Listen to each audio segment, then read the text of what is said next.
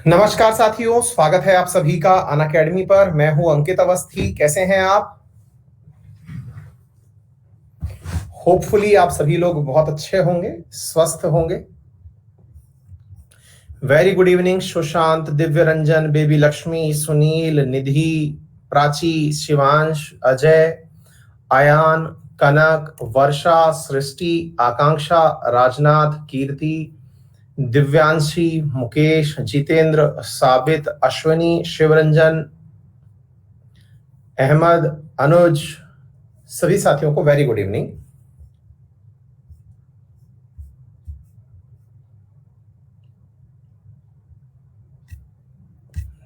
5 PM भाई मुझे पता नहीं है, मतलब पता नहीं, मुझे भी बच्चों के मैसेजेस आ रहे होते हैं, या तो जो क्लासेस अपनी हुई नहीं है वो ऑटोमेटिक रीशेड्यूल हो गई हैं, है ना। और वो उनके ऑटोमेटिक रीशेड्यूल होने के कारण आप लोगों के पास में मैसेज जा रहा होगा। मैं एक बार उसको देख लूंगा, है ना।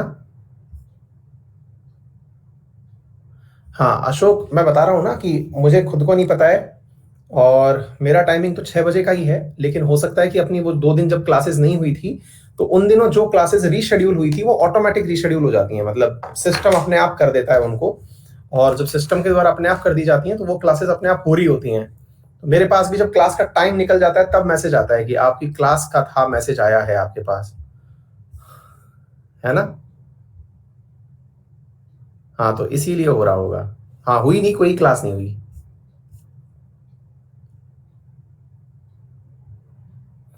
अखिल लिख रहे हैं सर क्लास लेते नहीं हो, क्लास में टाइम वेस्ट होता है। हाँ अखिल बिल्कुल सही कह रहे हो, मैं क्लास लेता भी नहीं हूँ और क्लास में टाइम वेस्ट होता भी होगा, मैं मान सकता हूँ यार, है ना।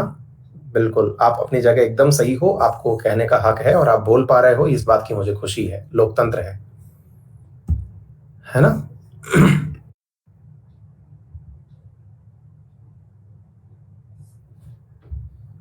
हाँ आवाज सुनाई दे रही है।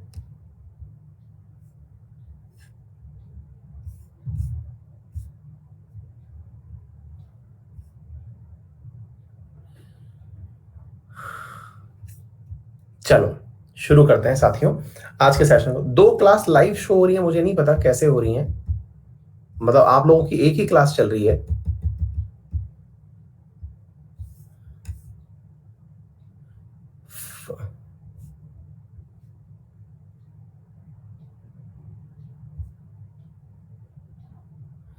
छाता लगा करके क्लास कर रही हूँ, हमारी भी परेशानी को समझिएगा सर, हम छत पर बारिश में 5 बजे आए और क्लास भी नहीं हुआ।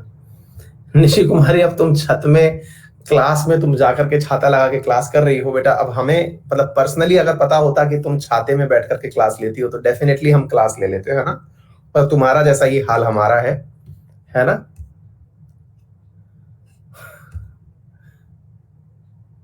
उसमें ज्वाइन हुए हैं।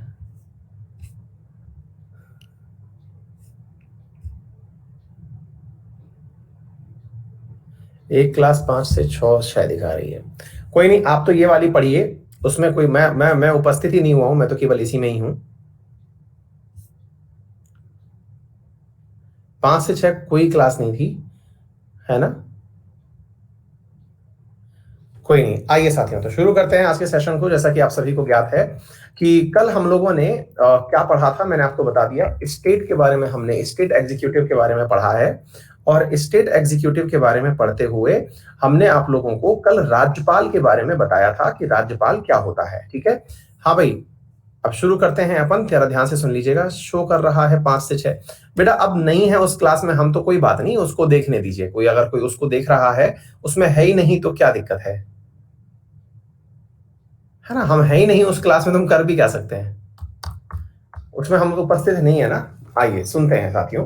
तो जैसा कि आप सभी को ज्ञात है, आज मैं रिजॉल्व कर दूंगा जो भी इश्यूज हैं वो सारी क्लासेस से संबंधित। क्लास का टाइमिंग एक ही है, अनटिल अनलेस मैं खुद आपसे ना कहूं कि मेरी क्लास का टाइम चेंज हुआ है। क्लास का टाइम 6 से 7 ही है और इसी समय मैं आपकी क्लास लेता हूं, है ना। इसके अलावा जितने भी जगह मैसेजेस आप आते हैं आपके, उनको मैं या तो खुद फेसबुक पर मैसेज, उस पर मैसेज कर दूंगा आपको टेलीग्राम पर कि हाँ भाई मेरी क्लास हो रही है। अदरवाइज आप बैठ करके आराम से 6 से 7 का ही इंतजार किया करें, ये सिस्टम ऑटोमेटिक अपनी तरफ से शेड्यूल कर देता है, उसके बारे में भी हम चर्चा कर लेंगे। हाँ जी, तो आज के सेशन में हम चर्चा कर रहे हैं। कल हमने गवर्नर के बारे में बात की थी। गवर्नर क्या होता है, कौन उसे अपॉइंट करता है, उसका काम क्या होता है। अब ये हम थोड़ी थोड़ी आगे की बातें उसके बारे में करने जा रहे हैं, गवर्नर के बारे में, कि इसका टेन्योर कितना होता है। टेन्योर का मतलब हुआ कि कितने साल के कार्यकाल के लिए गवर्नर को नियुक्त किया जाता है। तो जैसा कि आप सबको मालूम है कि ये 5 साल के लिए पद पर बिठाया जाता है, लेकिन क्या इसको अपने पद पर बैठने का प्रोटेक्शन प्राप्त है? तो आंसर है जी नहीं। ये प्रसाद पर्यंत है। प्रसाद पर्यंत का मतलब हुआ कि राष्ट्रपति जब चाहे इसे पद से हटा सकता है, यानी कि इसके 5 साल अगर पूरे ना भी हो तो भी इसे पद से हटाया जा सकता है। ये प्रेसिडेंट के हाथ में है। और प्रेसिडेंट क्या करता है? जो उसे करने के लिए काउंसिल ऑफ मिनिस्टर्स कहती है, तो ये वही करता है। ठीक है ना? तो ऐसी स्थिति के अंदर उसको before expiry of the term उसको पद से हटाया जा सकता है। और कॉन्स्टिट्यूशन में ऐसा कुछ भी लिखा हुआ नहीं है कि वो कौन से ग्राउंड्स के ऊपर हटाया जा सकता है। जैसा कि मैंने कल भी आपसे कहा था, इसकी सबसे बड़ी कंडीशन है कि ये वफादार होना चाहिए, है ना? लेकिन कोई भी इस कंडीशन का यहां पर लिखित में प्रमाण नहीं है कि वफादारी को कैसे नापा जाएगा। आगे बात समझ में। In 1989, VP Singh government asked all the governors to resign as they were appointed by the Congress government। आप देख सकते हैं 1989 में सभी गवर्नर्स को हटाने का आदेश दिया था वीपी सिंह सरकार ने, कि भाई चूंकि वो कांग्रेस गवर्नमेंट के थे, उनके द्वारा अपॉइंट किए हुए थे, तो इनको हटाने का काम हुआ। 1991 में Narasimha Rao government removed 14 governors as they were appointed by VP Singh and चरण सिंह गवर्नमेंट। तो उम्मीद है आपको इतिहास में ये बातें अच्छे से पता चल जाएंगी कि इतिहास में जो आज आप देख रहे हैं घटनाएं, वो पहले भी होती रही हैं। और वो घटनाएं इसलिए होती रही हैं क्योंकि केंद्र सरकार राज्यों के ऊपर स्ट्रॉन्ग होल्ड चाहती है, और अपने स्ट्रॉन्ग होल्ड को बरकरार रखने के लिए उन्हें अपने पास में जो व्यक्ति लगता है कि इनके अकॉर्डिंग काम कर सकता है, वो गवर्नर ही होता है। ये कुछ उदाहरण हैं जिनसे आपको ये पता चला कि केंद्र सरकार बिना किसी ग्राउंड के भी इन्हें हटा सकता है। ठीक है ना?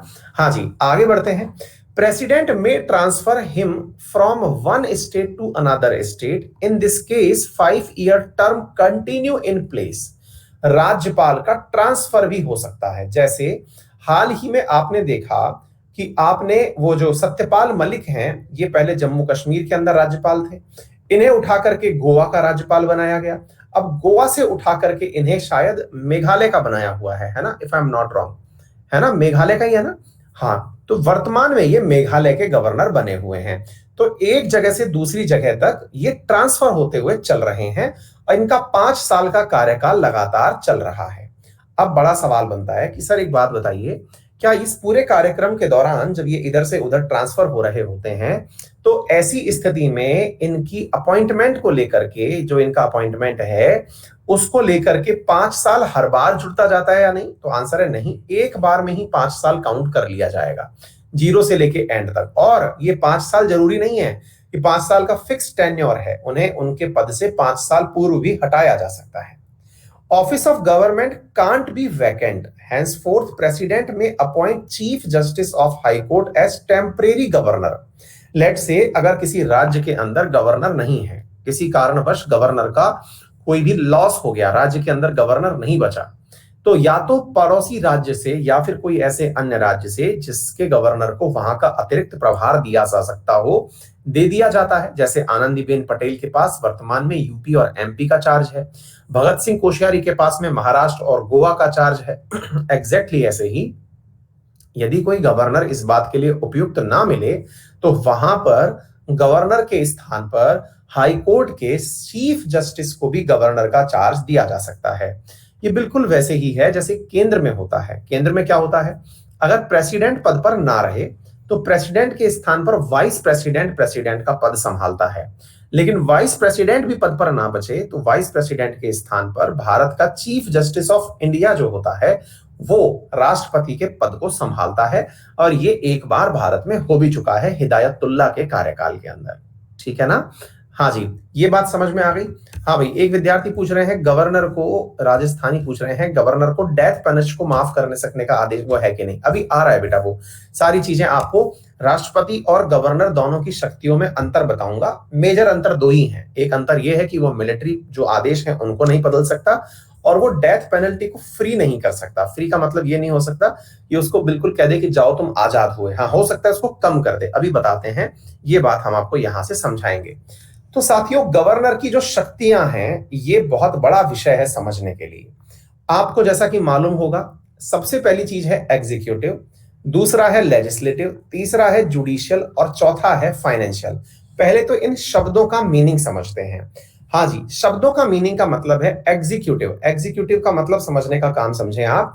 जैसे भारत के अंदर हमने जब केंद्र की बात की थी तो आपको एक एग्जीक्यूटिव टर्म सिखाया था, और मैंने कहा था कि केंद्र के अंदर दो प्रकार के एग्जीक्यूटिव होते हैं। एक होता है डिफेक्टो और एक होता है डी ज्यूरे। डिफेक्टो प्रधानमंत्री होता है और डी ज्यूरे प्रेसिडेंट होता है ना।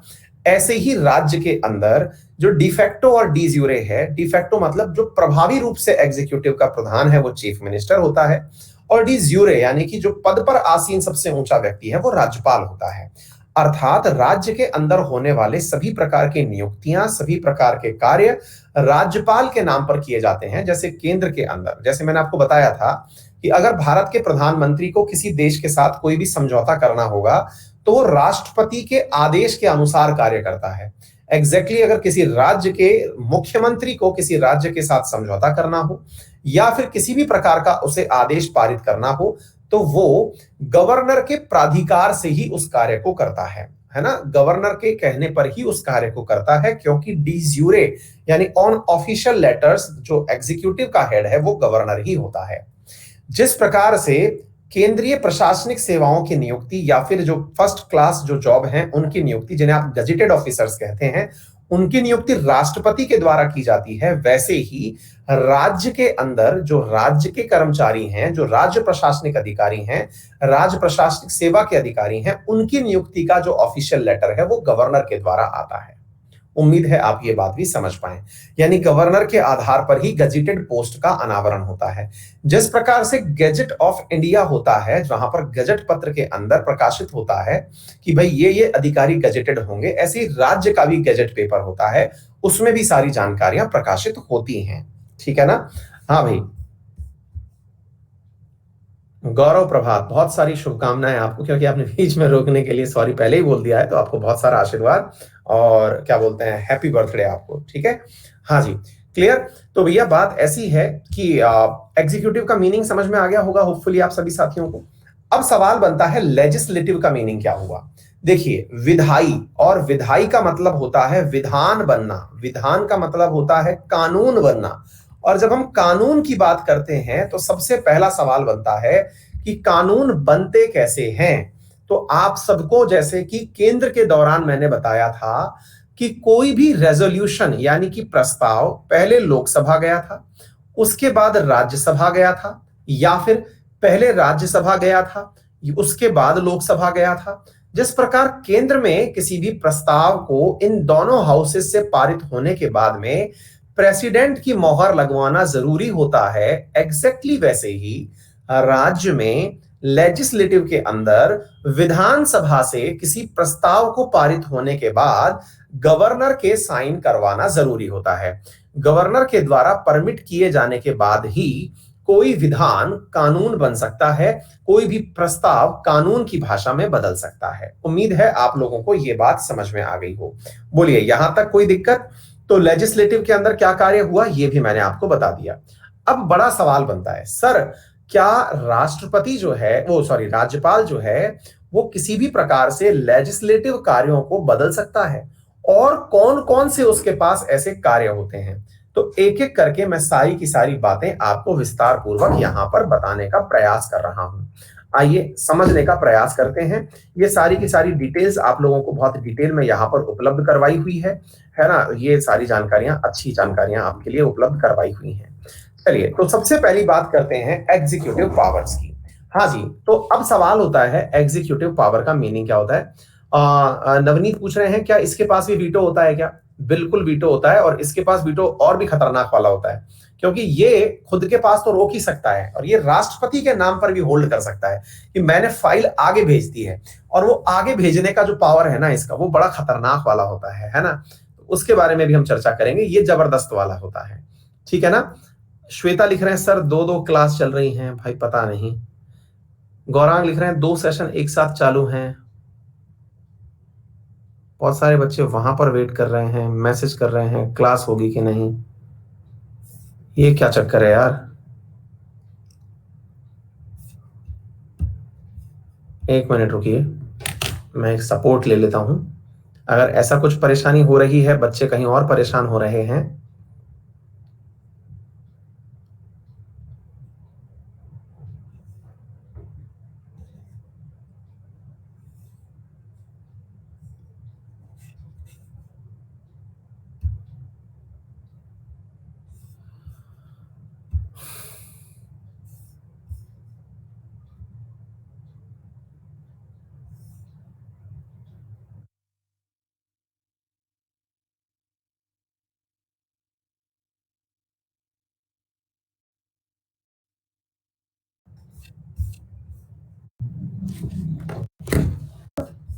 एग्जीक्यूटिव कौन कौन से कार्य ये लोग करते हैं। तो सबसे पहला, for any executive action that the state government takes is to be taken under government governor's name, ये मैं आपको बता दिया हूं। ठीक है ना। इसके अलावा he appoints chief minister and council of ministers, ये तथ्य आप लोगों को याद रखना है। ये किसकी नियुक्ति करता है, बिल्कुल वैसे ही याद रखिए जैसे केंद्र के अंदर प्रेसिडेंट प्रधानमंत्री की नियुक्ति करता है और प्रधानमंत्री के बाद में प्रधानमंत्री की सलाह पर काउंसिल ऑफ मिनिस्टर्स की नियुक्ति करता है।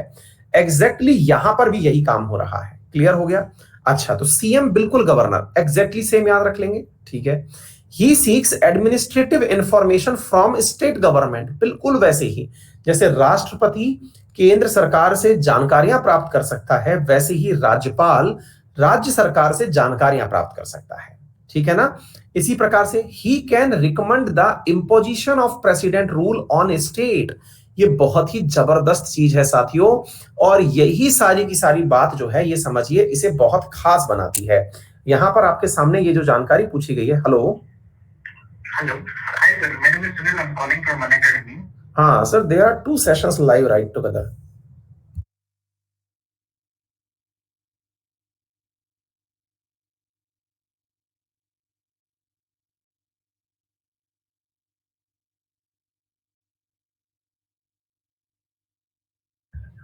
But actually I didn't share and I didn't schedule that.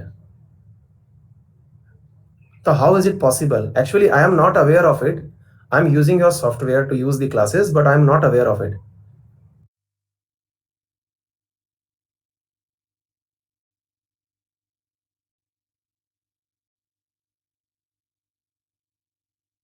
है ना। हाँ जी, तो हम क्या बात कर रहे थे। He can recommend the imposition of president rule on the state, ये एक इतनी जबरदस्त बात है साथियों कि इसकी वजह से गवर्नर जो है ना, वो मतलब राज्यपाल जो है वो पूरे टाइम मुख्यमंत्री की हालत खराब रखता है। क्यों हालत खराब रखता है? क्योंकि जब मन में आए राज्यपाल मुख्यमंत्री को यह कह के धमकाता रहता है कि या तो मान जाओ, अदरवाइज यहां पर मतलब कानूनी रूप से दिक्कत हो रही है, ऐसा कह करके अगर मैंने राष्ट्रपति को बता दिया कि तुम हमारी बातें नहीं मान रहे हो, तो इस आधार पर आर्टिकल नंबर 356 का हम इंपोजिशन कर देंगे और यहां राष्ट्रपति शासन लगा देंगे। है ना। तो अब बड़ा सवाल बनता है। अब एक विद्यार्थी पूछ रहे हैं कि सर वेस्ट बंगाल में क्यों नहीं लगता? फिर वेस्ट बंगाल के अंदर तो ये चीज होती रहती है। देखिए, वेस्ट बंगाल में जो ममता दीदी है ना, बहुत इंटेलिजेंट हैं। वो काम ही ऐसा करती हैं कि आप, वही वाली बात है ना, कानून वो भी तो जानती हैं। वो यही पूछ करके चलती हैं कि बताइए हमने किस चीज का उल्लंघन किया। आपको इंफॉर्मेशन चाहिए, इंफॉर्मेशन लीजिए, कानूनी रूप से आप हमें ये बताइए। और ये वास्तविकता है, जब से वीपी सिंह सरकार और पीवी नरसिम्हा राव सरकार में हुआ कि गवर्नर्स को हटाया जाना शुरू हुआ, राष्ट्रपति शासन लगना शुरू हुआ, तो उस समय पर साथियों भारत सरकार की सुप्रीम कोर्ट ने इस मामले में इंटरफेयर किया। और इंटरफेयर करके सुप्रीम कोर्ट ने कहा कि आगे से ना हम ये जांचना चाहेंगे कि गवर्नर ने किस आधार पर राष्ट्रपति को राष्ट्रपति शासन लगाने के लिए कहा। क्या आपको बात समझ में आ रही है? मतलब राष्ट्रपति को राष्ट्रपति शासन लगाने के लिए गवर्नर ने कौन से पॉइंट्स दिए कि हाँ भाई इस आधार पर राष्ट्रपति शासन लगा दिया जाना चाहिए। पहले ऐसा नहीं होता था।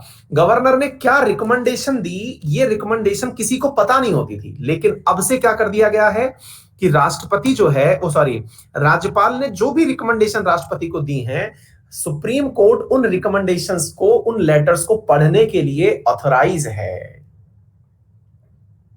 बताना पड़ेगा, that is known as judicial review. तो पहले सवाल बनता था कि क्या राष्ट्रपति शासन के दौरान, क्या राष्ट्रपति शासन के लिए गवर्नर के द्वारा दी गई अनुशंसा, यानी कि उनके द्वारा दी गई रिकमेंडेशंस, क्या जुडिशियल रिव्यू के दायरे में आती हैं? पहले तो आंसर होता था नहीं, है ना। लेकिन वर्तमान में आंसर क्या चल रहा है कि जी हां, अब वो जुडिशियल रिव्यू के दायरे में, और सुप्रीम कोर्ट इस बारे में बहुत ही सख्ती से पालन कर रही है ना। He act as an agent between centre and state government, he act as an chancellor of universities. ये बहुत ही ज्यादा प्रश्न इंपॉर्टेंट है।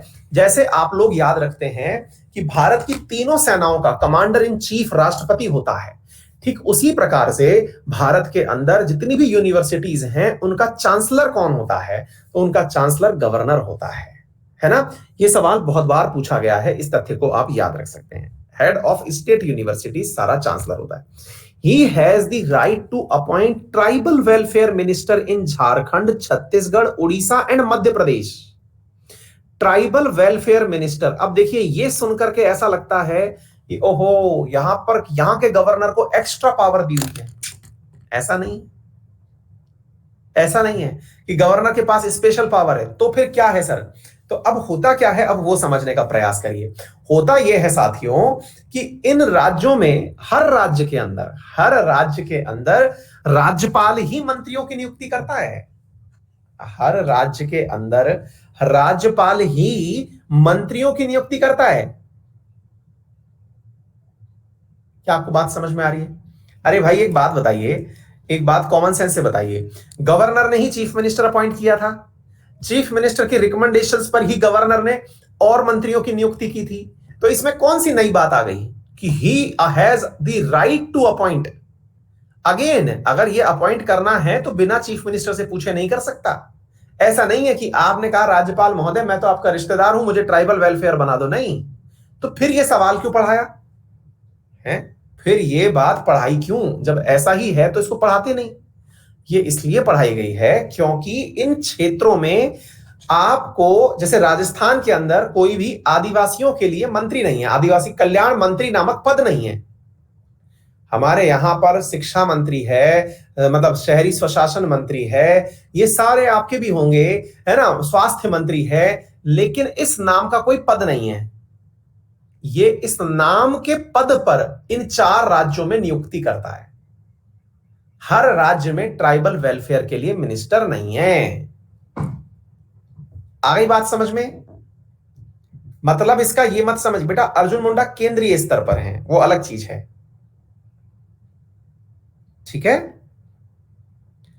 एक विद्यार्थी पूछे क्यों वहां पर सर वो नहीं है क्या, आदिवासी नहीं है क्या? आदिवासी तो हमारे राजस्थान में खूब है। एसटी कम्युनिटी में मीना समाज जो आप देखते हैं वो हमारे राजस्थान में ही तो है सबसे ज्यादा। तो ऐसी स्थिति में हमारे राज्य के अंदर उस कार्य के लिए अलग से केंद्र को नहीं लगा कि कोई भी मंत्री होना चाहिए। ठीक है। अच्छा, state election commissioner only can be removed on the ground as a जज ऑफ हाई कोर्ट। ये एडिशनल पॉइंट है, लेकिन क्यों लिख दिया गया नहीं पता है, अभी इसके बारे में भी हम बताएंगे। इसके पहले ये वाली नीचे वाली चीज पढ़िए। Chairman and member of state public service commission only can be removed by the president. अब ये दोनों शब्द जो हैं ये थोड़े एडिशनली जोड़ दिए गए हैं। मैं इनसे पहले वाली लाइन बता देता हूं जो यहां से गायब हो गई है, और वो क्या है? यहां पर बात यह है कि state election commissioner is appointed by governor in the state. It is an constitutional post, whereas chairman and the member of state public service commissions, ये जो मेंबर हैं ये भी अपॉइंट किसके द्वारा किए जाते हैं? गवर्नर के द्वारा ही अपॉइंट किए जाते हैं। But interestingly the point is the removal of state election commissioner and chairman and members of the state public service commission, ये दोनों ही केंद्र के द्वारा किए जाते हैं, प्रेसिडेंट के द्वारा किए जाते हैं, बिल्कुल उसी प्रकार से जैसे हाई कोर्ट के जजेस को हटाया जाता है। तो ये बहुत ही बड़ी चीज है। क्या बड़ी चीज है? अपॉइंटमेंट गवर्नर कर रहा है, रिमूवल प्रेसिडेंट कर रहा है, इसलिए रिमूवल से संबंधित सवाल बनता है। अब आप पूछेंगे ऐसा क्यों? पद की सुरक्षा के लिए। पद की सुरक्षा कैसी? भाई कल को मान लीजिए स्टेट इलेक्शन कमिश्नर है, पंचायत और स्थानीय स्वशासन के चुनाव करवाएगा। वो स्थानीय स्वशासन के चुनाव के दौरान उसने राज्य सरकार की बात नहीं मानी और राज्य सरकार ने उसे हटाने का फरमान जारी कर दिया कि नहीं साहब ये व्यक्ति ठीक नहीं है। आर्टिकल 243, भाई कौन सा आर्टिकल है? 243 के। तो लोकल बॉडीज के इलेक्शन के लिए उसने बात नहीं मानी। जब उसने नहीं बात मानी तो उसको हटाने का डर तो एनी टाइम रहेगा, तो वो इलेक्शन कमिश्नर दबाव में काम करेगा। और पंचायती राज को इंडिपेंडेंसी देने के लिए, ताकि उसके कार्य प्रभावित रूप से चल सकें, इसके लिए क्या कार्य किया गया? केंद्र को प्रभावी बनाया गया कि आप उसके हटाने की, यानी उसकी पद की सुरक्षा आप तय करें। आगे बात समझ में?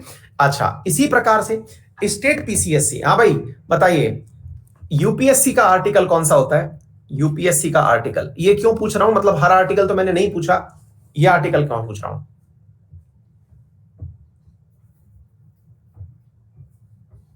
तीन 315 से लेके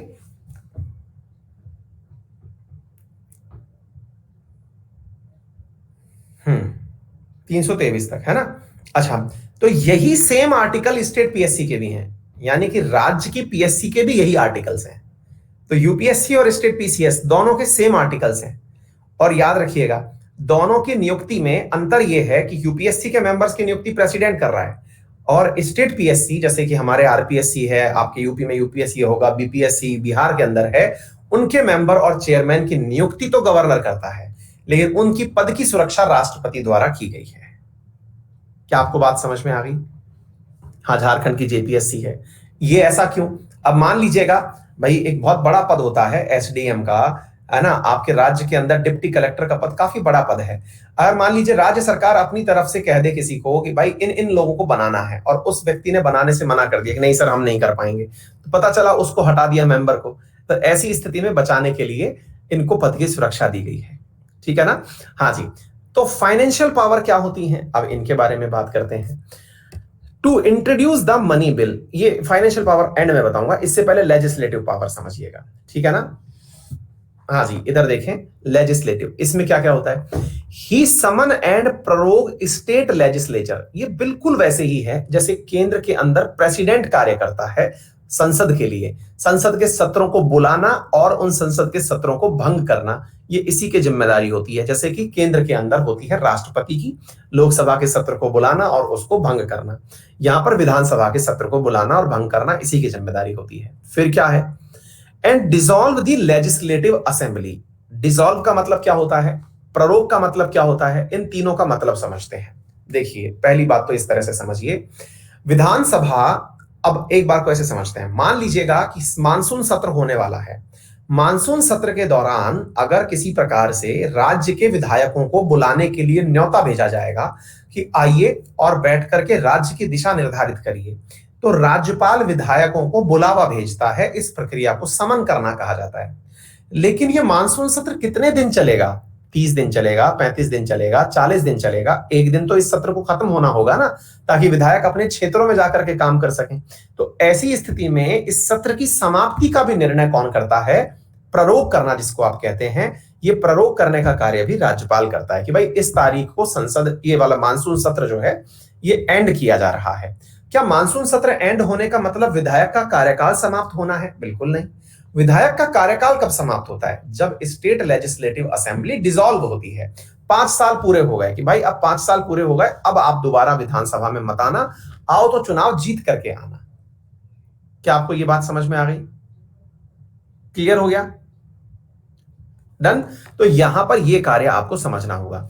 He summon a joint sitting of legislative assembly and legislative council if there is a legislative council। जैसे 6 राज्यों के अंदर है, इन दोनों की जॉइंट सिटिंग बुला सकता है। हालांकि लेजिस्लेटिव काउंसिल के पास में किसी भी बिल को डिले करने के अलावा और कोई अधिकार नहीं है, फिर भी अगर चाहे तो इन्हें मिलाकर के बुलाया जा सकता है, जैसे प्रेसिडेंट बुलाता है। ठीक है? ऐसे he addresses the state assembly at the commencement of the first session after every general election. बिल्कुल वैसे ही जैसे केंद्र के अंदर राष्ट्रपति का अभिभाषण होता है, बिल्कुल वैसे ही राज्य के अंदर राज्यपाल का अभिभाषण होता है।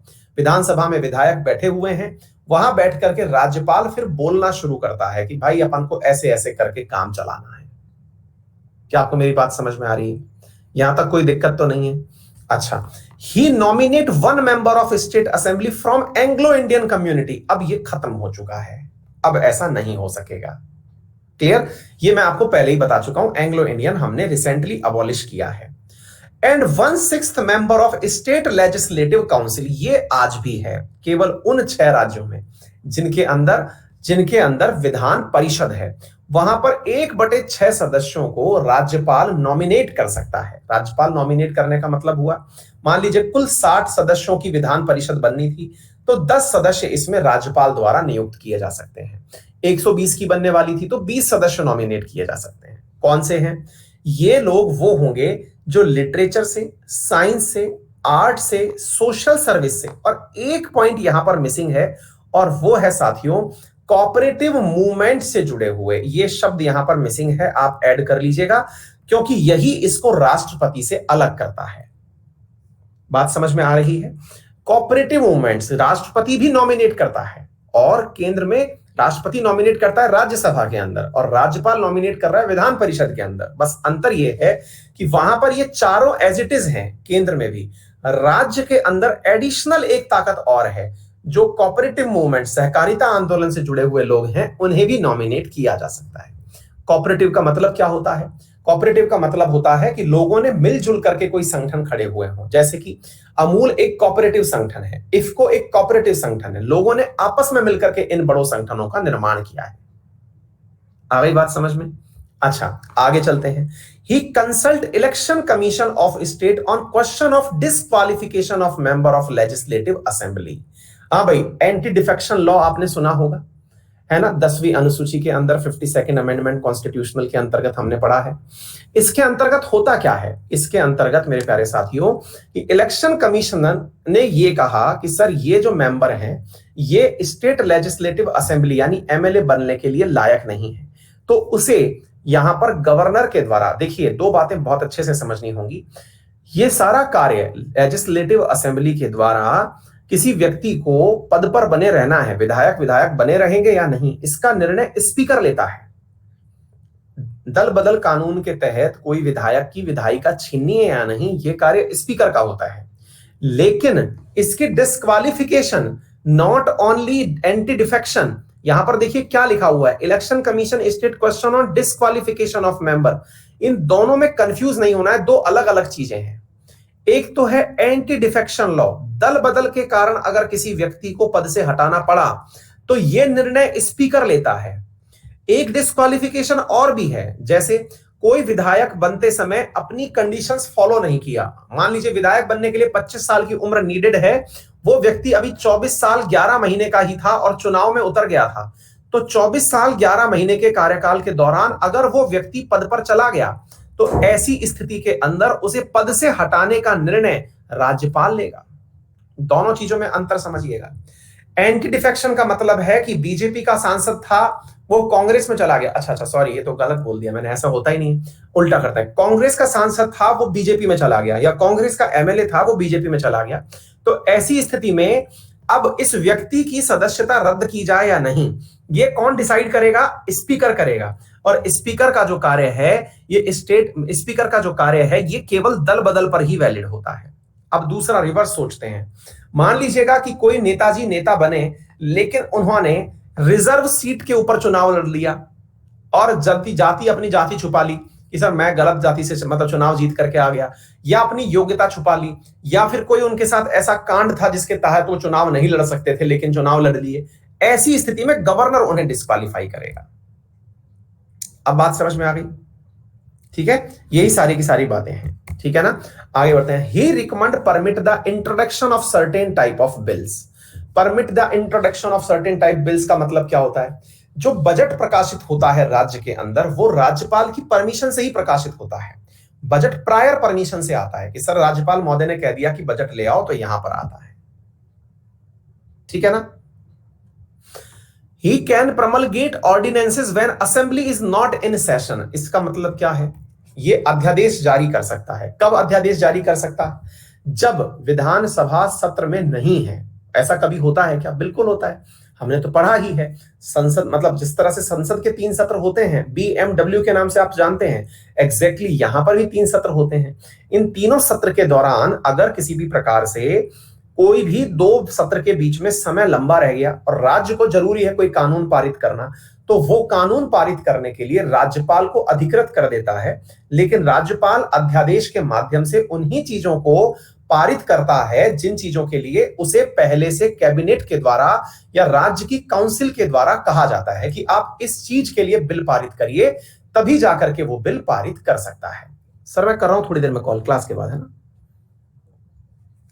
हाँ जी, he can hold following type of bill for consideration of the president. अब यही है उसकी वीटो पावर। BMW का मतलब बजट, मानसून और विंटर सेशन, है ना, बजट, मानसून और विंटर सेशन, ठीक है बेटा। हाँ जी, अब यहां पर सवाल बनता है कि सर एक बात बताएं, ही can hold following type of bill for consideration of the president. किस किस प्रकार के बिलों को वो राज्यपाल राष्ट्रपति के लिए सुरक्षित रख सकता है। भाई मान लीजिएगा कि कोई बिल केंद्र राज्य के द्वारा, ऐसा देखिए स्वाभाविक सी बात है, प्रस्ताव आया विधानसभा में, जिस पार्टी का बहुमत है उसने विधानसभा से उसको पारित भी करवा लिया। जब राज्यपाल के पास गया तो उस बिल को एक्ट में बदलने के लिए राज्यपाल की अनुमति आवश्यक है। राज्यपाल को लग गया कि यार ये जो कानून बनाया है इन लोगों ने, ये कानून केंद्र की खिलाफत करता है या केंद्रीय सूची के जो विषय हैं उनकी खिलाफत करता है, तो राज्यपाल ऐसे बिलों को होल्ड कर सकता है। तो bill which is against the constitution, इनको ये होल्ड कर सकता है। क्या आपको ये बात समझ में आ गई? ताकि भाई अभी भाई इस पे परमिशन नहीं मिलेगी, पहले पूछ लेने दो। Opposing directive principle of state policies, अगर मान लीजिएगा कोई भी इस प्रकार का कोई कानून राज्य बना रहा हो जो DPSP के खिलाफ हो, उनको भी यह होल्ड कर सकता है। Against the larger interest of the country, यदि देश का भला छुपा हो, मान लीजिए कि पश्चिम बंगाल सरकार अभी कानून पारित कर दे कि तीस्ता नदी का जो पानी है वो पूरा की पूरा हमारा होगा। अब ये कानून पारित कर दिया, इससे भारत और बांग्लादेश के संबंध बिगड़ जाएंगे। राजस्थान गवर्नमेंट ये मतलब पारित कर दे कि मतलब जो पाकिस्तान की सीमा हमारे साथ लगी हुई है, उस सीमा पर राजस्थान पुलिस के बल तैनात होंगे और BSF तैनात नहीं होगी। अगर ऐसा कर दे तो ऐसी स्थिति में कंट्री के हित जुड़े हुए हैं, राज्यपाल ऐसे बिलों को रोक लेगा। आगे बात समझ में? डेंजरस फॉर नेशनल सिक्योरिटी, ऐसी चीजों को वो रोक लेगा। Regarding compulsory acquisition of property, इसका मतलब क्या हुआ? देखिए संपत्ति जो है ना एक बहुत ही विवादित विषय रहा है। पहले मूल अधिकार था, उसे फिर कानूनी अधिकार में 301 के अंदर कन्वर्ट कर दिया गया। लेकिन अगर कोई भी ऐसा कानून बनाया गया हो, जैसे आपको मैं बताऊं, आपको मालूम होना चाहिए साथियों कि केंद्र के पास में राज्य के अंदर कौन कौन सी प्रॉपर्टीज होती हैं। मतलब समझना इस बात का, आपको लगता है कि रेवेन्यू लैंड जो है ना वो राज्य का विषय है, अपन लोग ये पढ़ते हुए आए हैं, है ना, अपन पढ़ते हुए आए हैं कि राज्य जो है वो लैंड, पुलिस, इनके ऊपर क्या करते हैं, revenue, land, police and revenue, ये 3 जो है ये राज्य के पास होने वाले सबसे पावरफुल हथियार हैं। लेकिन क्या आपको पता है राज्य के अंदर जमीन जितनी चाहे केंद्र सरकार ऑक्यूपाई कर सकती है, और अगर किसी ने उस बारे में किसी भी प्रकार से हर्डल क्रिएट करने का प्रयास किया तो भैया उस जगह राष्ट्रपति शासन तक लाया जा सकता है। फिर आप पूछेंगे सर किस प्रकार से केंद्र अधिग्रहित कर सकता है जमीन, क्यों कर सकता है? साथियों 3 विशेष प्रकार के कार्य हैं जिनके लिए राज्य मतलब केंद्र जो है वो जमीन अधिग्रहित कर सकता है। सबसे पहला है सेना। आपको मालूम होगा सेना के जो मुख्यालय हैं वो राज्यों के भीतर ही तो होते हैं। भाई डिफेंस जो है, आज एक बात बताइए, जैसे मेरे अलवर में ही ईटाराना नामक एक छावनी है, बहुत बड़ी छावनी है। एग्जैक्टली ऐसे ही अगर आप देखें तो जयपुर के अंदर छावनी है, ऐसी आगरा में छावनी है, ऐसे ही मेरठ में छावनी है, बरेली में है, दिल्ली में है, सब जगह, इन सभी जगह पर डिफेंस के पर्सनल्स रह रहे हैं। बड़े बड़े क्षेत्रों में सेना रह रही है। सेना को जितनी भी जमीन चाहिए केंद्र के एक सिंगल आदेश से वो जमीन मिल जाएगी, उसमें कोई भी राज्य किसी भी प्रकार का इंटरफेयर नहीं कर पाएगा, नंबर 1।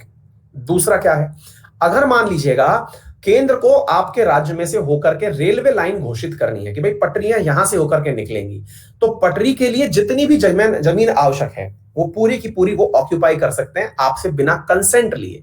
आपको इन्फॉर्म किया जाएगा, परमिशन नहीं ली जाएगी। जैसे अभी राजस्थान से होकर के वेस्टर्न डेडिकेटेड फ्रेट कॉरिडोर निकल रहा है जो कि दिल्ली से होकर के मुंबई को जोड़ेगा। असली में वो दादर कहां पे, यूपी में, वहां से लेकर के जेएनपीटी को जोड़ने के लिए इस वेस्टर्न डेडिकेटेड फ्रेट कॉरिडोर बन रहा है। भारत में 2 फ्रेट कॉरिडोर बन रहे हैं जिसपे डेडिकेटेडली ट्रेन चलेंगी, मतलब मालगाड़ी चलेंगी, है ना। ट्रेन तो चलेंगी ही लेकिन मालगाड़ी चलेंगी, उसमें सवारी गाड़ी नहीं चलेंगी। तो ऐसी स्थिति के अंदर ये जो कार्य हैं, yes sir. Hello, hi sir. This is Tanya calling from An Academy. Yeah. Sir, your 5 p.m. class has been scheduled to tomorrow 4 p.m. Is that fine? Actually, I'm not comfortable with the timing of 4 p.m. as well as 5 p.m. If you are scheduling it, can you schedule it to the 6 p.m.? Whenever you feel comfortable, whenever you feel the timing, except Saturday and Sunday, you can schedule it to 6 p.m. Okay, sir. This course is ending on June 19th. No issue, ma'am. You can schedule it to 20 June as well. 20th June. You can schedule it to 20th June. Yeah. Same time, 6 Yeah, same time. I'm only available for the 6 p.m., ma'am. Okay, sir. So Okay. I have scheduled it to 20th to 60th. Okay, ma'am. Thank you so much. So nice of you. हाँ जी, तो यहाँ पे क्या है, against the larger, तो मैंने क्या कहा कि अपने जो वेस्टर्न डेडिकेटेड फ्रेट कॉरिडोर बन रहा है वो कहां से कहां बन रहा है, दिल्ली से लेकर के मुंबई तक बन रहा है। अब दिल्ली से मुंबई तक जो बनने वाला शेड्यूल कॉरिडोर है वो राजस्थान में से भी होकर के निकल रहा है। उस फ्रेट कॉरिडोर का लगभग 35 से 40% हिस्सा राजस्थान से होकर के निकल रहा है।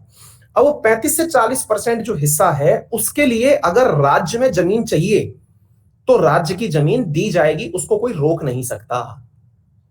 एग्जैक्टली ऐसे ही अगर केंद्र ने एनएचएआई की मदद से सड़क निर्माण कार्य करने की बात करी है, सड़क निर्माण कार्य की बात करी है का मतलब हुआ कि अगर NHAI, national highway authority of India, अगर ये प्रमोट करता है कि हमें सड़क बनानी है, जैसे दिल्ली से लेकर के मुंबई के बीच में हाईवे बनना है, दिल्ली मुंबई एक्सप्रेस हाईवे, जो मेरे घर के मतलब लगभग 15 किलोमीटर दूर से जा रहा है, 4 लेन हाईवे है, 2 साल पहले बनना शुरू हुआ है और 2022 में बन के तैयार हो जाएगा। इसके लिए जमीन का अधिग्रहण केंद्र ने सीधा कर दिया, राज्य से पूछा तक नहीं। अगर किसी ने ज्यादा 3-2-5 करी तो उसके ऊपर पनिशमेंट और है, घर है तो तोड़ दिए जाएंगे, उनको मुआवजा दे दिया जाएगा। आप जितनी भी जमीन पर रहते हैं, इस बात को समझना कि आप लोग जिस भी जमीन पर रह रहे हैं वो असल में आपकी है ही नहीं। आप जिस जमीन पर रह रहे हैं वो आपकी है ही नहीं। आप पूछ रहे हैं सर क्या बात कर रहे हो, आपका घर आपका नहीं है, बिल्कुल नहीं है।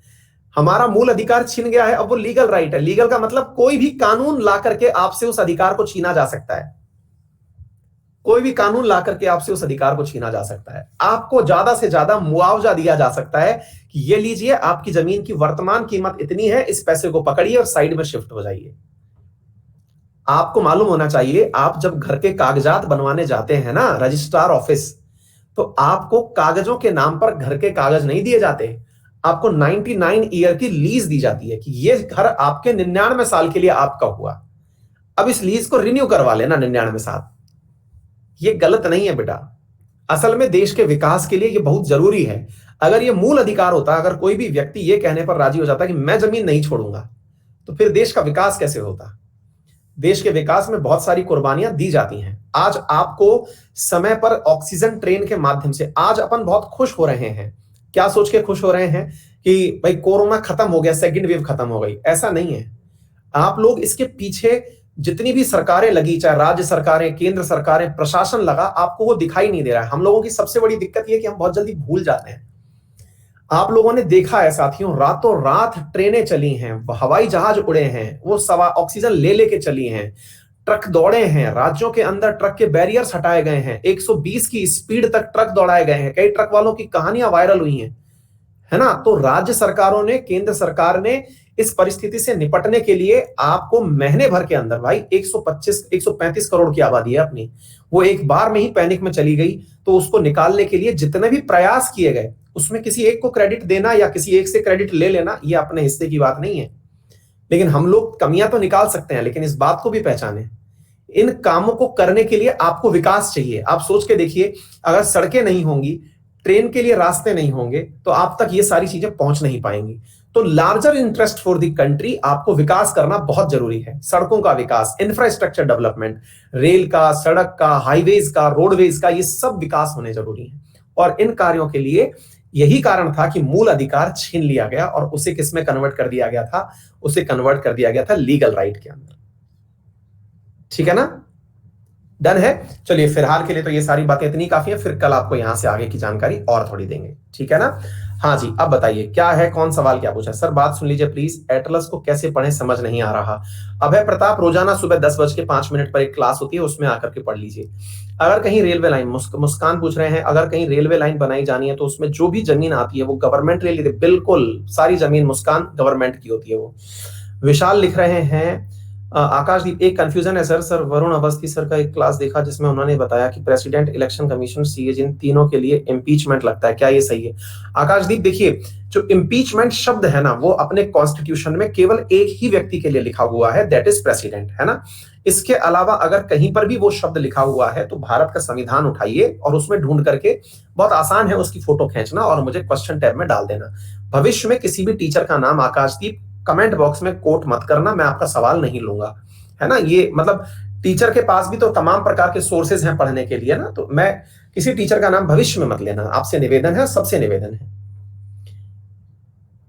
गांव में भी देते हैं क्या टैक्स? लैंड टैक्स प्रीतेश, वो राज्य सरकारें माफ कर देती हैं, टैक्स तो होता है। विशाल का सवाल ले लेने दो। विशाल कौन है? विशाल का सवाल क्या है? विशाल शायद आप राज्यपाल वाला सवाल पूछ रहे थे ना, लगातार कट कॉपी पेस्ट आप ही कर रहे थे ना।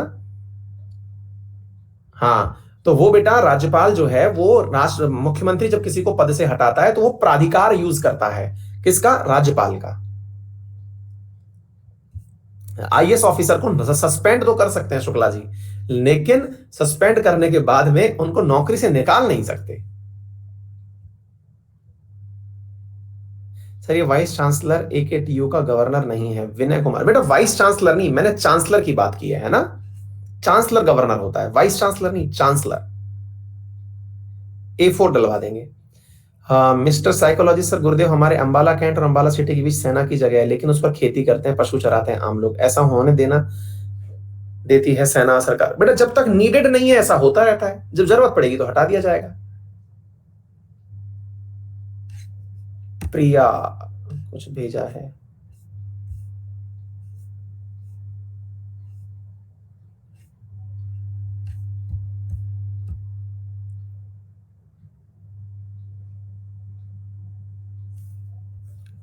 एक मिनट प्रिया, देखते हैं, कुछ तो लिखा है आपने।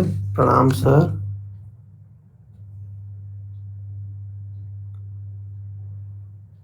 बेटा पता नहीं आपने लिखा क्या है, मैं एक बार देखना चाहूंगा। पता नहीं आपने कुछ तो लिखा है, दिख नहीं रहा है, बहुत ही छोटा छोटा दिख रहा है। अगर मेरी बातों से आपको सॉरी चाहती हूँ कि लाइव क्लास अटेंड नहीं कर पाती हूँ, रिकॉर्डेड क्लास डेली देखती हूँ और नोट्स भी बनाती हूँ। सर आपसे 2 रिक्वेस्ट करना चाहती हूँ, अगर पॉसिबल हो तो मेरी विश पूरी कर दीजिए। क्लास 1 आवर की जगह 1.5 घंटे की रखी जाए ताकि स्टेट पीएससी वाले कुछ फेलिंग आए। ठीक है, कॉन्स्टिट्यूशन में पार्ट 1 कंप्लीट हो गया है, टेस्ट लिया जाए और पार्ट 2 सर अगर 1 पॉसिबल ना हो तो आपके लिए तो ज्यादा सही।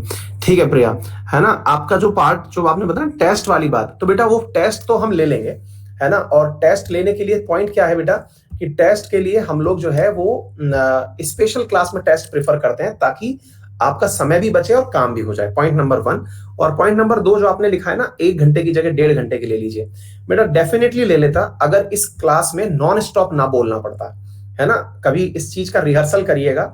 ऑफलाइन में अगर ये क्लास होती तो जो कंटेंट मैंने आपको अभी पढ़ाया ये 1.5 क्या 2 घंटे में कंप्लीट होता, है ना। ऑफलाइन का मतलब आप अगर स्टेट पीएससी की फीलिंग ले रही हैं तो उस फीलिंग के लिए आप स्टेट पीएससी की कोचिंग भी गई होंगी कभी, और कोचिंग अगर गई हो तो आपको पता चलेगा कि वहां पर टीचर जो पढ़ाता है उसे लिखवाता भी है, और लिखवाने में जो बातें मैंने अभी बोली हैं उसके अंदर जो समय लगता है, अगर 40 मिनट मैंने पढ़ाया है तो अगली 40 मिनट क्लास को लिखवाने में जाती है ना। नियम सामान्यतः ये होता है 25 मिनट समझाएं, क्योंकि हम टीचर रहे हैं ना, 1 घंटे तक लिखवाएं, तब जाकर बच्चे को लगता है कि बढ़िया हो गया हमारे साथ में, है ना। तो अल्टीमेटली हम लोग चूंकि नॉन स्टॉप बोलते हैं, ना तो हम मैथ पढ़ा रहे हैं ना रीजनिंग पढ़ा रहे हैं जहां पर आपको समय दिया जा सके कि चलो अब लिख लो, वैसा नहीं हो पाता। हम लोग ये स्टैटिक जीके इतनी देर भी पढ़ा देते हैं, ये भी बहुत ज्यादा है ना। ये इसको इस तरह से समझ करके चले आप, ठीक है, कोई नहीं। और जो सवाल की बात करी वो जल्दी ही हम शुरू करेंगे, है ना, वो हमारा beginner to master test series है, वो जल्दी लेकर के आएंगे, ठीक है। चलिए फिलहाल के लिए इतना ही, काफी ज्यादा बातें हो गई हैं, कल फिर से आपसे चर्चाएं करेंगे। Thank you so much, see you in the next class, bye bye.